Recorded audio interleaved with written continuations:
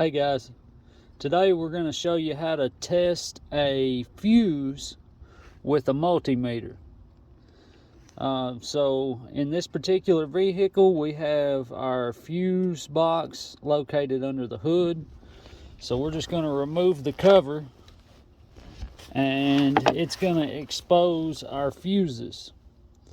Now, something you need to know about fuses before you do this test is that these little prongs, this little piece of metal and this little piece of metal, are connected by a thinner piece of metal inside. So I'll pull one of these out and show you that real quick. So that piece of metal is rated for 30 amps at 12 volts. So what that means is, in the event of an overcurrent, this little piece of metal inside the middle will burn in half. And it'll do that when the current reaches above 30 amps. Usually in the case of a short, a direct short, is when this will burn. But sometimes just a faulty device will cause that. So you can test these fuses without ever removing them from the vehicle. So first thing you're going to want to do is, of course, remove the cover. Then you're going to turn your multimeter to the continuity function.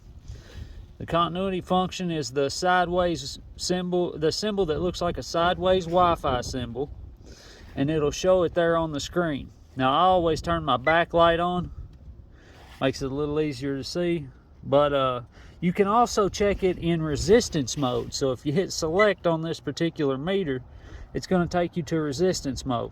I like continuity mode because it beeps whenever you have a continuous circuit. So what we're going to do is we're going to take one lead and we're going to put on one of the metal probes, and we're going to take the other lead and put on the second. And by probes, this little piece of metal is what I'm talking about.